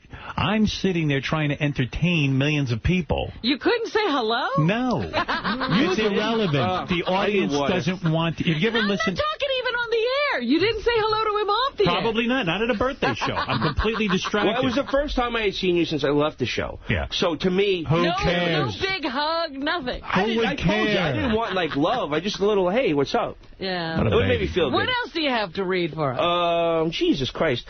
Remember that time I sent you that note on Lotus Notes and I asked you not to read it on the air and you did? All right, go ahead. I just found that. What was the note about? It was when I was deciding to leave the show. Hold on, give him a half hour. Yeah. Thank you, Jimmy. It was when I decided to leave the show. Yes. And I sent you a note and I was kind of confused and I thought maybe I can confide in you for like 1 second. All right. And what was the note about? I was like, dude, I'm confused. I know you probably want to read this on the air, but please don't. And you did, and I knew when I read it that, Gary asked for a lot of shit. I got it right here. Why are you unprepared? Go ahead. Right here. Yeah. Okay. Last week being distraught, as I have been for the last 100 months or so, over career purposes, of course, I wrote a letter to Howard on Lotus Notes. It basically expressed how fucked up and confused I am, and I asked him for advice. Does he smell? It's a big burp, a big beer burp. It's terrible. I'm Jimmy, come on. No, keep going. I don't mean to interrupt. Please don't. Thank you. This is my moment to shine. And also asked for him to keep it between us. Now, I'm sure if I'm reading this 20 years from now, or if someone else is reading it, you're probably saying, what the fuck, are you stupid? You didn't think that he would read it on the air? Well, I thought for one fleeting moment in some way, then out of desperation, that I thought he might not. But I take a step back from that now, and it's his job to take that on the air. And as you can expect, no fucking way he read it. It was brutal, embarrassing as any other time. My eyes were wide open, and it was opened up a little bit more. And I'm going to do everything I can to move on. I would actually give you an hour to read your diaries on the air. Oh, I got much more. If I take time and figure out what I wrote, it'd be interesting. No, don't even take any time. No. Julie said these are the exact diaries that you find in a serial killer's home. Oh, yeah, no, but I'm not... What is the third passage? Oh, Jesus. Let me see if I find something else. Yeah, it's not like we set this up. You just said... I said, this is my exact words. Read the passage about being mad at the birthday show, the passage about Lotus. All right. Hold on. Why do you act like Gary didn't set this up with you? This is 2 weeks ago. He didn't talk to me this morning. I talked to you this very fucking morning. All right. Today at work was fucking crazy. Stuttering John was at Boston University chasing officials. So we have one intern at the office, Tall Jen, and me. So I'm doing the phones, taking care of Howard Stern, taking care of a guest, getting music of Howard Stern to play on the air, and whatever the fucked up Gary needs. I'm taking, which means I'm fixing all Gary's fuck-ups, I guess. I'm talking no stop from 5:30 to 11. No fucking break. Did I get a little pat on the back? A thank you? How about a nice job? I don't think so. But have I ever asked for that? No. It's just the fact that I put up. It's just a fact what I put up with every day. And I got into this. Hold on. Everything I got into, what I do there, all I ever feel is like I just got there because they feel bad for me or they just want to make fun of me. So I was saying, like... You sound like, you know what? Robin's right. You sound like a dude that I'm surprised didn't go around shooting everyone. Oh, that's why I left. You're all bitter and everything. No, I'm not. I'm not bitter. It's the best time of my life. But it was so good you had to leave it? It wasn't good anymore. Oh, when did it go bad? When did it go bad? It went bad around that time with Lotus Notes. I just like... When I read your note to me on the air. Yeah, it was somewhere around there, and I just didn't feel like... I just didn't feel that anybody had my back. And I didn't feel like anybody had my back. Pre-Lotus Notes, I was golden. Post-Lotus Notes, I was bugged. Hi, Fred. I miss you. I got to tell you, hearing you read your diary, you sound like the retarded Anne Frank. In a way, I think you're onto something. Oh. Extremely retarded, Aaron Frank. The Nazis are gumming. Do I get a thank you? No. Do I get a thank you or a pat on the back? No. Rich, you're on the air. Do I get a thank you? How fat did this guy get, man? He sounds like he's breathing bacon fat out of his nose. Yeah, he got more or less. Yeah, I'm about 30 pounds overweight. He's not that fat, but he does sound like a pool raft that's leaking. Yeah. It's the leather I'm wearing. I'm sorry. He's starting to sound like Dominic. He's also... it's allergies, man. My nose is all stuffed up. My eyes are tearing. Oh, no. What are you wearing? He's wearing a 1970s brown leather $18 jacket. And a Darth... He's punctuating his sentences with like a big... What is that shirt he's wearing, Jim? The Darth Vader T-shirt. I'll take it off for you. Yeah, Darth Vader T-shirt. 30th anniversary, Memorial Day weekend. You're married? Yeah, man. Wow. Yeah. She's hot, though. Lucky lady. Yeah. She got a crush on Artie, which kind of scares me. Look at you. You got a whole sleeve. She likes chubby guys. She likes Artie, me, chubby Alec Baldwin, chubby Don, what's his name? Dominic Barber, you're on the air. We're not Alec Baldwin chubby, girl. Let's go to Dominic. Dominic, you're on the air. Howard, forget the 1,000 for Jeff. I put up 2,000 and the limo to bring him right to the hospital. Who? What is he talking about? He just ate the phone. He's listening to the 7:30 hour somewhere. Hey, Howard, one of the other promises I made Steve was that he had done a show here and it didn't work out. He sort of got bummed out. So he has a new show that he wants to pitch, although I haven't spoken about what it is. Well, no, I just think, hold on. My first demo show, which everybody seemed to like, including you, thank you very much. Right. My first guest was Jodie Foster. I had Little Marty call in from the Black Pearl and the Pirates of the Caribbean. What are you talking about? My demo radio show that I did. So who cares? So who cares? Everybody seemed to like it. I think I have a great idea, and it just fell to the wayside. You interviewed Jodie Foster? Yeah, for 5 minutes. You got to hear this.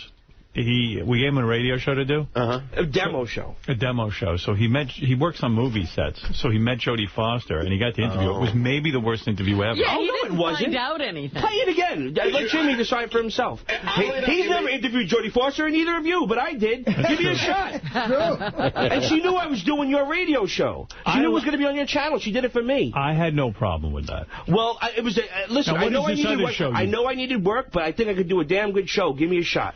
What happened with those hair plugs of yours? Oh, well, I had them taken out by a very talented doctor, Dr. Bernstein. Yeah. Because the first doctor, which I won't mention his name, he really screwed him up. This doctor took them all out, and I'm very happy. Oh, okay. Dr. Bernstein, he's in Manhattan. This motherfucker got hair plugs, and then they were so bad, he had big holes in his head. Right. The doctor fixed it for me. I just got a couple left to go, but Dr. Bernstein in New York, Bernstein Medical, top notch. Okay. Well, I'm very happy because I was very... I see that you have a whole sleeve there now. Oh, yeah, my whole back. Tattoos. You have your my whole back is... Well, I just got tattooed on Thursday. I'm doing my whole back. What is it? You look ridiculous. Oh, sure I do. It's too many tattoos. And I'm already screwed. You know, what am I going to do? I mean, that was one of our favorite things to talk about. Are you being sarcastic? No, I enjoy it. It's like sort of like a hobby. It's too much. What's on your back now? Show us. You don't want to see my back fat, trust me. What did you do to yourself? Oh, I did it. Lift up your shirt. Let's give Needles, my boy, a prop. Hey, no, keep those on. It's too much tattoos, Steve. You're not going to like this. What do you got? What do you got on your back? What the fuck did you do? Spider-Man? Show him the front. Show him the front, too. Is that Spider-Man? No, it's and a big monster? And your tit? Well, it's if you got time, I'll show you. You look silly. Okay. Stop. It's better than the Claddagh. That's enough. Yeah, where is the Claddagh? But at least the guy's talented. You know what I see there? I see boredom. What do you mean? I think you're bored. I think you can't find anything to do. Yeah, give me something to do. I'm telling you, you're so busy with the tattooing. If you were busy hobby, and enjoying yourself, you wouldn't be tattooing I enjoy getting tattooed. What's so hard about I understand that, but you're going too far. It looks silly now. You look silly. Oh, look out, another beer burp. He's burped about 5 times. Give me some water, please. I didn't ask for this. What? I'm trying to help you. What? I don't know if you want to play, but if you go to Gary Preview page 2, you can either listen to the Jodie Foster interview or... It was his review of The Departed that killed the show. Oh, listen, I got a lot of work to do, but I'm in the right fucking lane here. I got a great idea. What is your idea? I want to have like a regular douchebag guy reviewing movies, not like these pompous assholes that are reviewing movies on TV right now. All right. It's not the same. I'm not that guy. Why would I want to listen to some douchebag that's Mr. Prim and Proper telling me not to go see Spider-Man when I'm going to like it because I'm a comic book guy and I want to see that movie? You don't want to hear that. You want to hear from a regular guy. And that's what I want to do. I want to have... my idea was I took Radio Man to go see Monster House 3D. Took like a homeless guy to go see a little kid's movie. Right. I have transvestite friends that I like to go see like, an action movie. Saying like I want to take someone outside the genre of a movie and then have them go see it and then review it. Oh, it's on preview page 2 in yellow right at the bottom. All right. I have there's a lot of different things. I have a buddy that I want to host it with, and then I have someone that's going to come Jimmy, you're an idea guy. What do you think of this? Well, I think I like the idea, and I think obviously you're a natural broadcaster, but I think the way to go is you review the movie loudly. You hear him breathing in the theater. I have asthma. B, my nose is stuffed up from allergies. And then C, I'm fat. So what else do you want? I'm saying you review the movie in the theater while it's going on in a loud voice. Okay. That could be something good. That'd be good, yeah, and laugh real loud. And breathe. Here's Steve doing his review of The Departed, which caused us to cancel the show. Oh, well, don't play Jodie Foster or anything. Go ahead. All right, I'll play that, too. Hey, this is Steve Grillo on Howard 100 News. I am going to review today The Departed, directed by Martin Scorsese.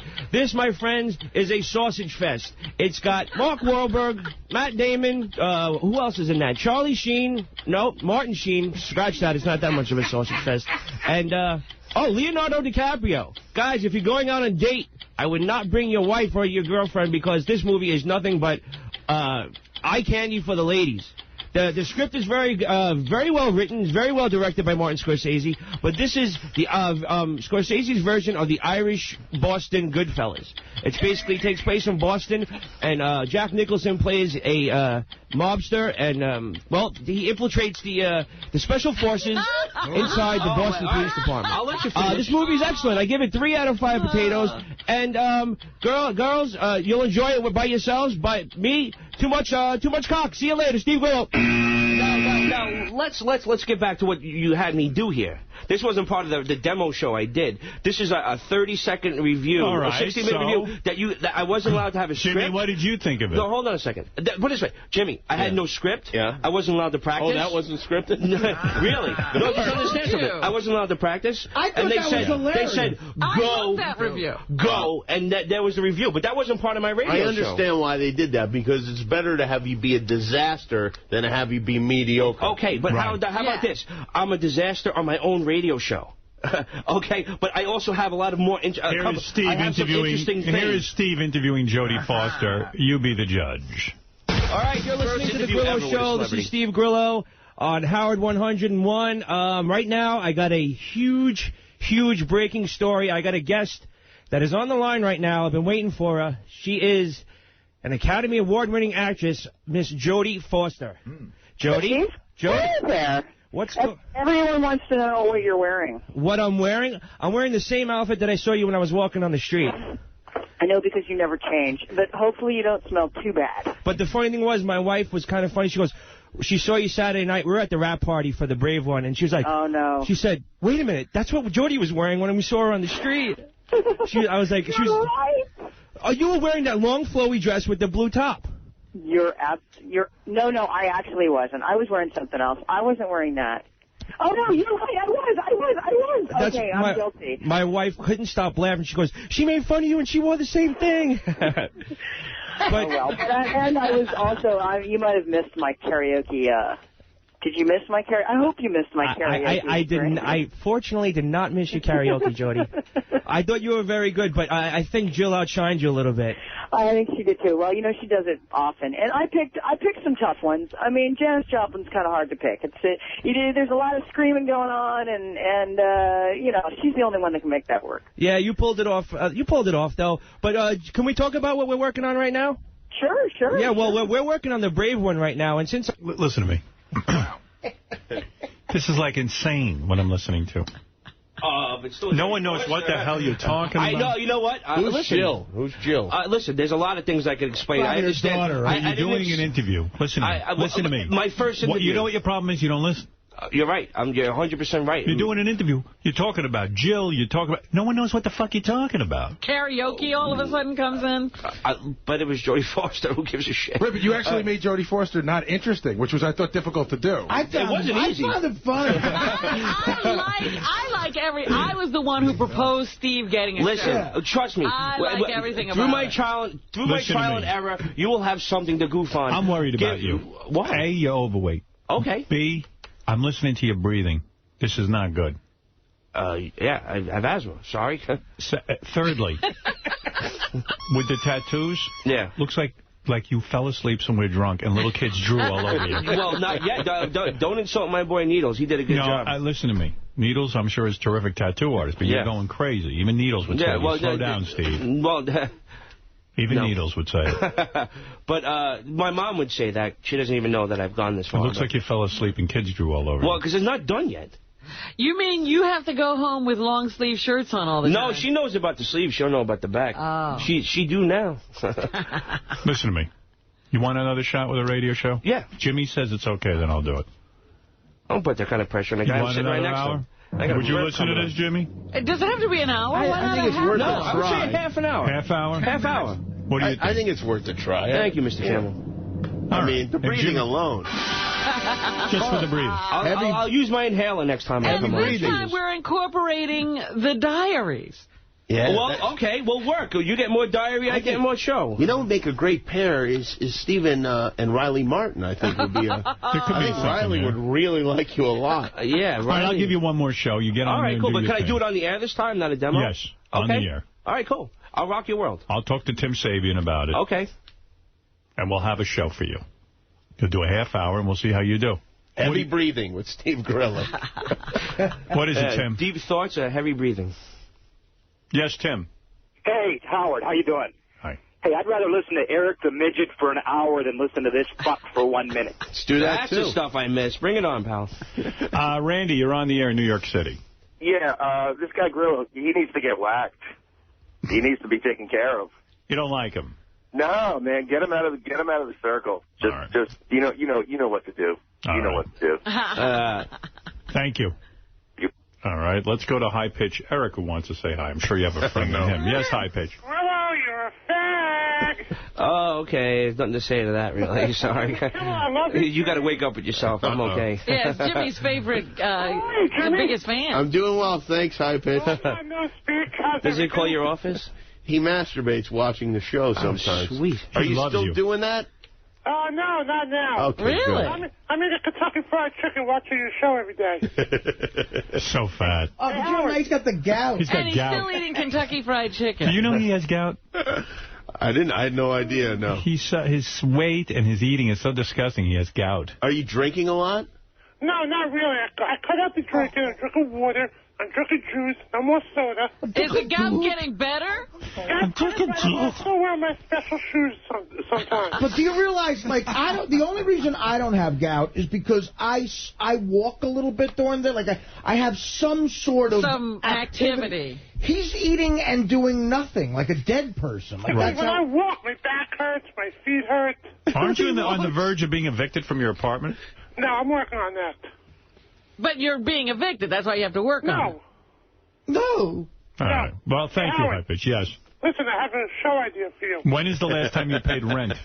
6 months ago. Oh, my goodness. Wow. Well, if you don't pay your rent... I have a good show idea for you. You figure if Grillo can get a show, anybody can. Now it's opened up the floodgates. It's a good show. How about Marianne and I do a cooking show on Syria? Oh, I got to get out of here. All right, Gorillo, it is good seeing you. It's good seeing you. I appreciate you. I have no hard feelings, whatever I wrote about you. What were you writing in the diary today? I stopped writing a while ago. Well, if you were, what would you write about today? Today was a very good day. I showed up drunk and I got fat. Howard told me it looks like little children drew all over me. My Needles is going to be very unhappy. All right, so you got a half-hour show. I want you to prepare. Right. I'm going to prepare. I'm going to come on. I got a buddy buddy that's going to be my co-host, and I got another friend who's going to come. I got everything taken care of, okay? Yeah. It's going to be good. You're going to like it. Not too much of the co-host. Just you got to talk to him. I understand, but I need someone to play off of because he's a sick... you don't. He's a sick bastard. Trust me. You want to talk to him. Those guys interrupt too much. No. I got my boy. Did he come in with people before? I don't think so. No, I had my buddy Big Reg come in and do some stuff. I called Marty, Little Marty. He wants to come on. Little Marty wants a show. All right, good. All right, listen, we'll get right on that. Yeah, right now. Steve, thank you. Thank you for reading some of the diary. It did whet my appetite, and I'm going to give you a half-hour show. All right, cool. All right, and let's take a break. When we come back, Robin is going to do the news. Jimmy's going to still be with us, I assume? Yes, I'll be here. Yes, I know you're kicking my ass. No, you're out. You're out. Yeah, I'm out. Grillo has a plug. I think it's right in front of you. All right, let me plug it. Steve Grillo is the marketing director for Two Hotties Haircuts in Las Vegas. TOO Hotties Haircuts in Las Vegas. For more information, go to myspace.com/2hotties. How'd you get that job? MySpace. It's a really good friend of mine. Let me finish the plug, and then one thing at a time. myspace.com/2hotties Las Vegas. MySpace. Listen to this fucking plug. I didn't give it. I didn't write it. myspace.com/2hotties Las Vegas. Huh? All right. I didn't do that. And Cabin Fever Bar and Mr. Biggs on Wednesday night. Oh, you got a lot of clients. Yeah, I'm a whore. And the Plum. Mr. Biggs in Hell's Kitchen? Yeah, man. I love that place. Come on down Wednesday night, the Russ Brunelli party. All right. Cool. The what party? I don't understand a word I know you don't, but just everybody, the people who are out there. What is the party? My buddy used to throw a party at his restaurant, Russ Brunelli. Now he's throwing the party at Mr. Biggs in Hell's Kitchen. Is Jill going to be there? Jill? Sure. I want you to tell Big Reg what I'm about to tell you now. Yeah. You're out. We got to do Vergorilla's without even going to debate at the bar. It's like no one even knows what you say. Say again, whose party? My buddy Russ Brunelli's party. Mr. Biggs on Wednesday night. Russ Brunelli. You think it was one word. We're going to the Russ Brunelli party. Yeah. Russ Brunelli, Mr. Biggs. I didn't want to see him like